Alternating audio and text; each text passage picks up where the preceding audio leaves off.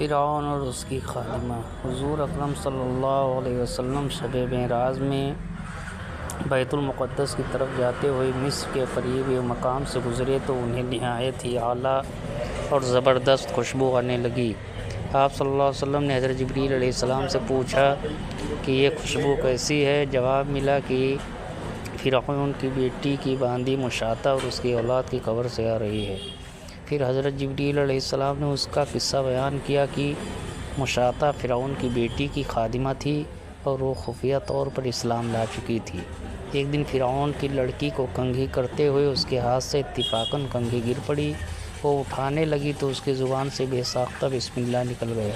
اس پر شہزادی نے کہا کہ تو نے آج عجیب کلمہ بولا، رب تو میرے باپ فرعون ہی ہے، تو پھر تم نے یہ کس کا نام لیا ہے؟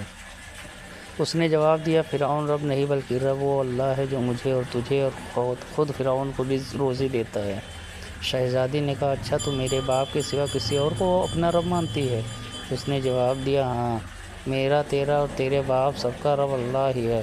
شہزادی نے اپنے باپ سے کہلوایا، وہ سخت غضبناک ہوا اور اسی وقت سے برسر دربار بلوا بھیجا اور کہا، کیا تو میرے سوا کسی اور کو اپنا رب مانتی ہے؟ اس نے کہا کہ میرا اور تیرا رب اللہ تعالیٰ ہی ہے جو بلندی اور بزرگی والا ہے۔ فرعون نے اسی وقت حکم دیا کہ تانے کی جو گائے بندھی ہوئی ہے اس کو خوب تپایا جائے اور جب بالکل آگ جیسی ہو جائے تو اس کے بچوں کو ایک ایک کر کے اس میں ڈال کر آخر میں خود اسے بھی اسی میں ڈال دیا جائے۔ چنانچہ وہ جب آگ جیسی ہو گئی تو حکم دیا، اس کے بچے کو ایک ایک کر کے اس میں ڈالنا شروع کرو۔ اس نے کہا، بادشاہ ایک درخواست میری منظور کرو، یہ کہ میری اور میرے ان بچوں کی ہڈیاں ایک ہی جگہ ڈال دینا۔ اس نے کہا، اچھا، تیرے کچھ حقوق ہمارے ذمے ہیں اس لیے منظور ہے۔ اس کی دونوں بچیاں اس کی آنکھوں کے سامنے اس میں ڈال دی گئیں اور وہ فوراً جل کر راکھ ہو گئے۔ پھر سب سے چھوٹے کی باری آئی جو ماں کی چھاتی سے لگا ہوا دودھ پی رہا تھا۔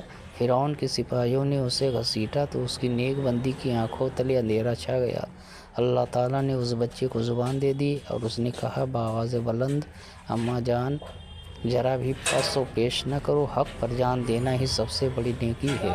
چنانچہ انہیں صبر آ گیا اور اس بچے کو بھی آگ میں ڈال دیا گیا اور آخر میں ان کی ماں کو بھی اسی آگ میں جلا کر مار دیا۔ یہ خوشبو کی مہکیں اسی کی جنتی محل سے آ رہی ہیں۔